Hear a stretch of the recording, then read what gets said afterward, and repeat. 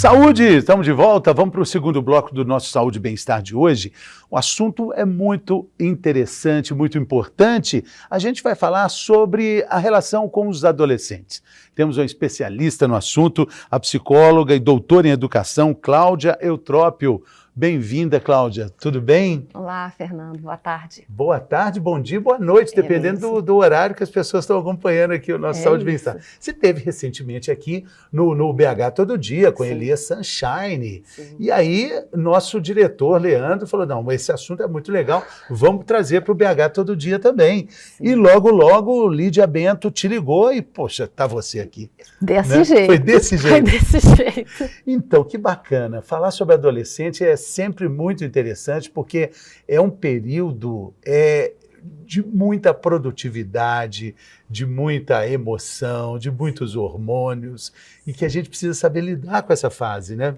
Com certeza. Eu acho que a gente tem um monte de gente discutindo infância e cada vez mais as conversas sobre a infância se proliferam, né? E, no entanto, a adolescência ainda fica um pouco as pessoas com um certo receio. Nas famílias a gente escuta muito assim, ai, que medo de quando chegar a adolescência do meu filho. Nas escolas vira um pouco assim, adolescente como um espaço de que vai dar problema, de que vai ter rebeldia.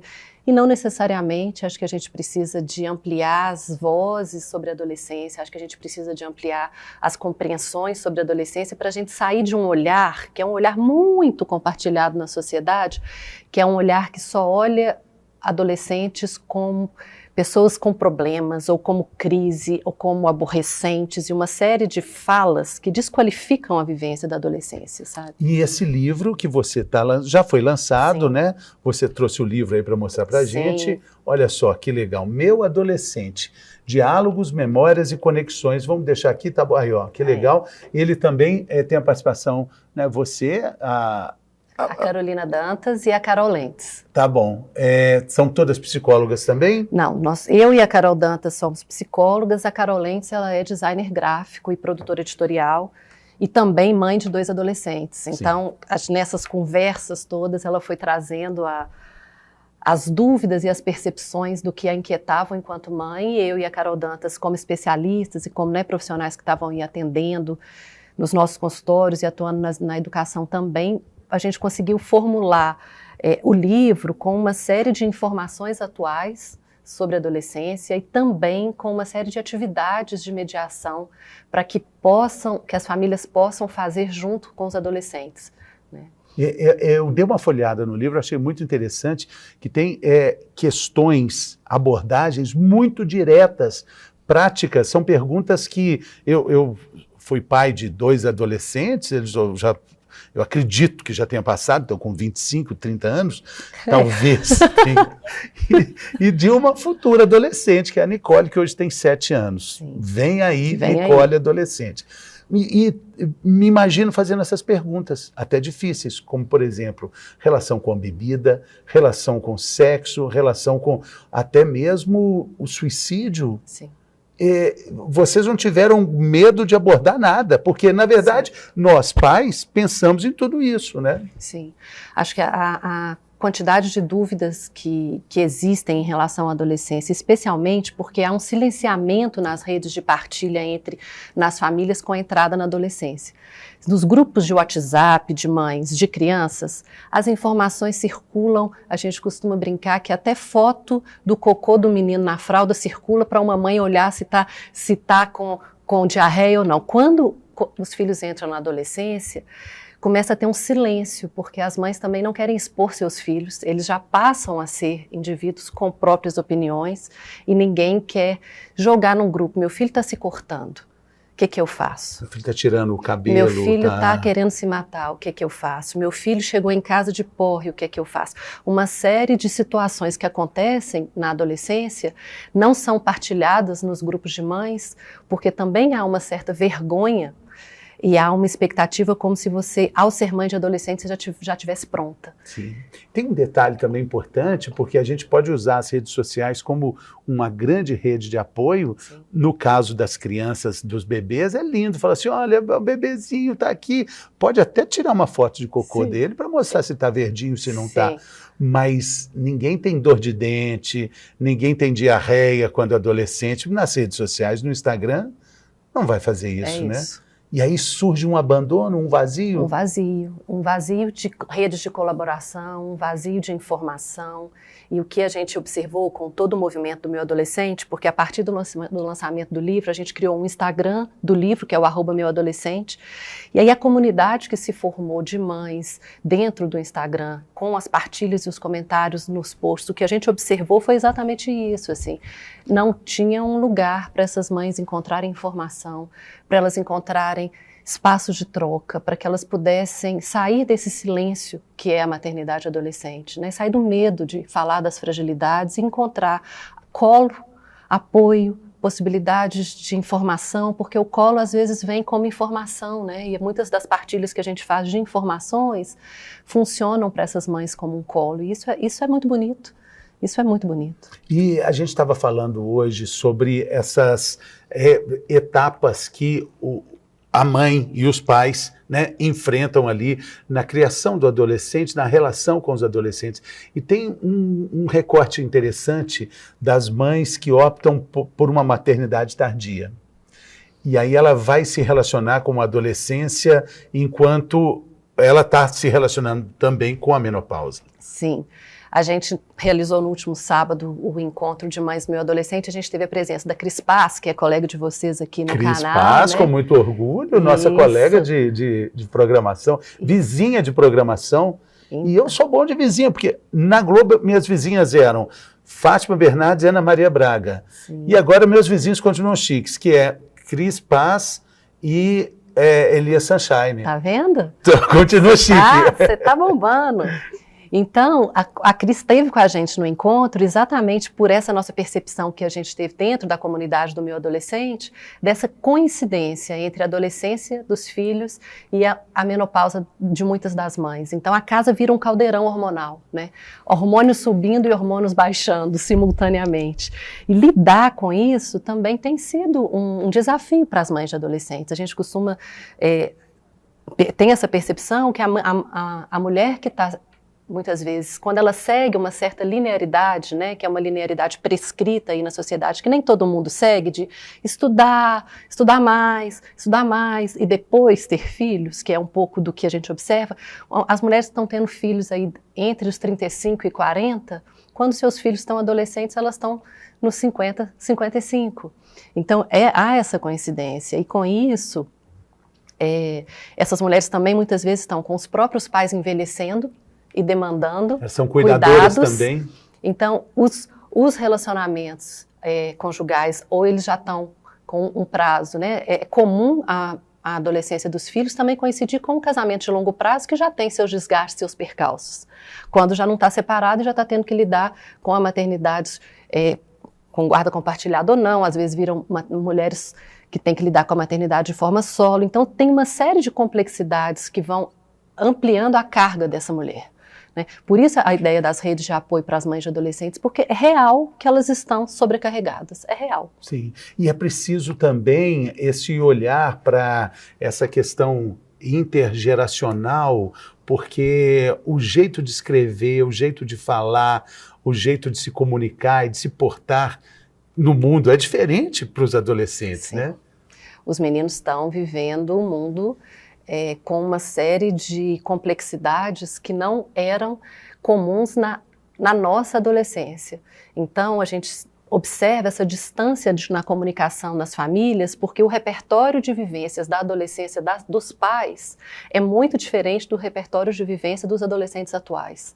Então, quando os pais começam a conversa com os meninos com o famoso "no meu tempo", porque no meu tempo era assim, no meu tempo. E os meninos falam assim, olha, sinto muito, o seu tempo já passou, o seu tempo não tinha internet. As adolescências das famílias não foi uma adolescência tão cortada pelas mídias sociais e pela internet. A adolescência do meu tempo, do seu tempo, não foi cortada por uma pandemia. Então, a adolescência do seu tempo e do meu tempo não foi cortada por uma série de reflexões em relação aos temas da diversidade, e aí a gente inclui todas as lutas antirracistas, os pensamentos e a discussão sobre o eurocentrismo, a gente inclui todas as novas possibilidades de vivências da sexualidade do corpo, quer dizer, tem uma série de situações que são muito contemporâneas, que atravessam as experiências dos adolescentes de hoje, que não apareciam no nosso tempo. Então, quando a gente usa a régua e o olhar do nosso tempo para os tempos de hoje, muitas vezes a gente desqualifica as experiências adolescentes atuais e produz uma distância nas famílias. Então, é importante que a gente olhe para o lado, que a gente observe o que está o mundo nos dias de hoje e que a gente aprenda a ouvir os adolescentes, porque a gente tem essa tradição adulta, dentro desse nosso mundo muito adultocêntrico, né, de olhar e querer ensinar e querer falar. Não que a gente não tenha sabedoria, que a gente não tenha que falar também, mas a gente tem que se abrir para escutá-los, porque aí a conexão vai se dar. Imagino ali, né, o adolescente, a emoção que sente o adolescente na forma de lidar com o seu próprio corpo, por exemplo, só para citar um exemplo, se olhar para o espelho e saber que o que ele está vendo não é o que vai ser, não é ele ali, é algo que está se transformando, né? O nariz não vai ser igual, o queixo não vai ser igual, a orelha, vai mudar tudo, você vai ser uma outra pessoa e você tem noção disso, porque a voz está mudando, as roupas estão servindo de forma cada vez mais rápida, isso causa uma angústia interessante, né? Sim. A gente tem uma descrição clássica que são os 3 lutos vividos na adolescência, né? Que dentro de um livro que é clássico dentro da psicologia, que chama Síndrome da Adolescência Normal, a gente discute o luto pela perda do corpo infantil, que é isso, assim, um corpo foi-se embora e um outro corpo chegará e você tem que conviver com um corpo intermediário.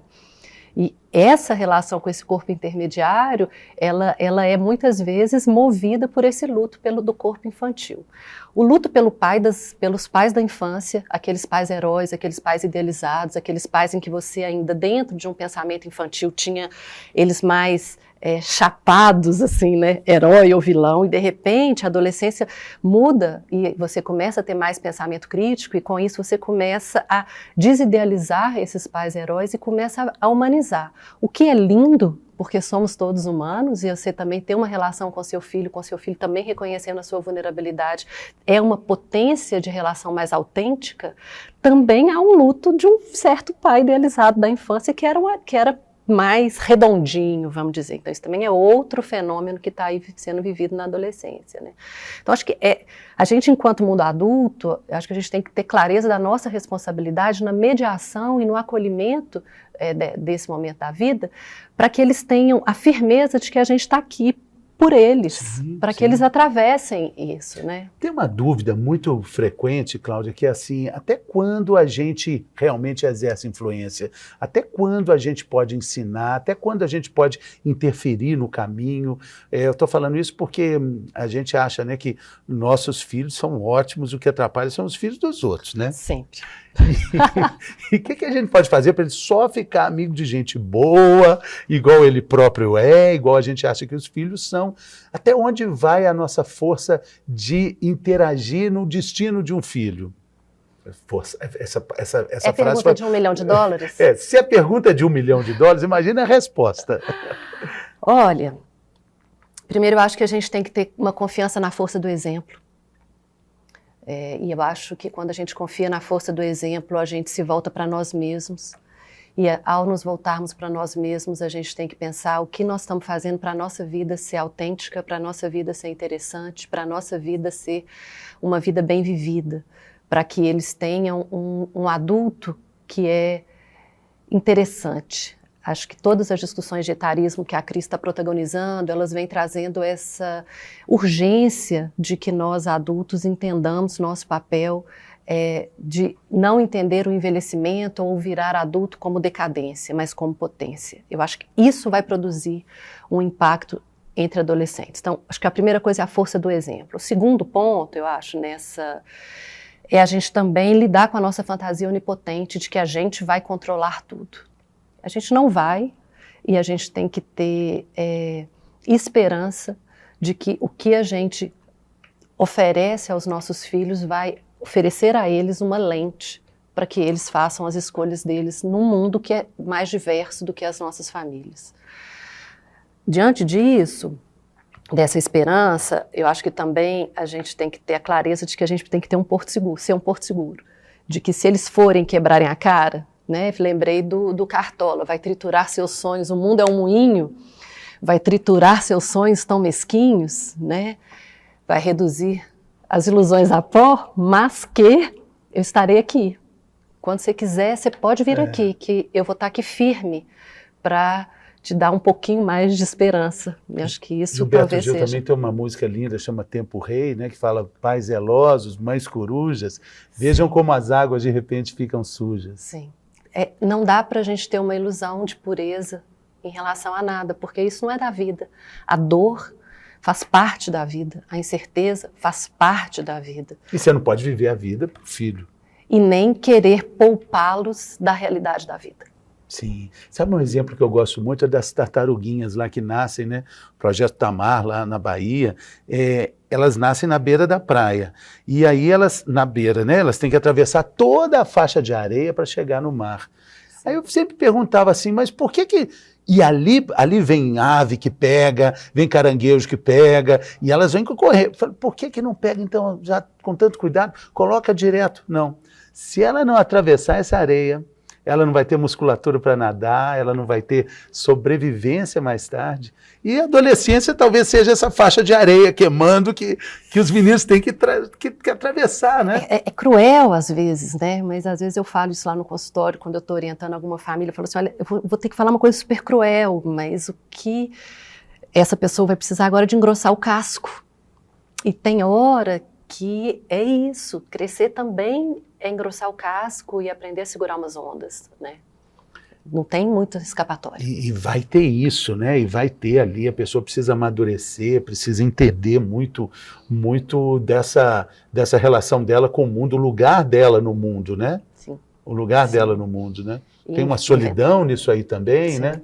Acho que a adolescência traz a percepção da solidão existencial pela primeira vez, mas não significa que essa solidão existencial vai passar. Sim, o que acontece é que ela emerge na adolescência. Os meninos começam a se deparar com a realidade da morte. O que a gente observou na pandemia foi isso muito fortemente, né? Os meninos, na infância, a visão da morte ela ainda é um pouco fantasiosa, tem a possibilidade de renascimento, todos os filmes infantis chora e renasce. A adolescência, a realidade da morte, ela se dá, você percebe que a morte existe. Então, isso também gera uma angústia existencial. Mas é uma angústia existencial que ela começa na adolescência, mas ela não passa. Todos nós, ao longo da vida, nos deparamos com isso e com a solidão, com aquela percepção de, bom, agora é comigo, né? O Marvin, agora é só você, eu fiz o meu melhor. Sim, sim. Então, sim. assim, em algum nível, isso também está aí colocado, né? E um ponto de atenção assim, para os pais é que, na nossa época, né, citando a frase tão famosa, a gente definia com 17 anos o que queria fazer na vida toda. Se fosse um concurso público para virar ter um emprego definitivo, seria maravilhoso.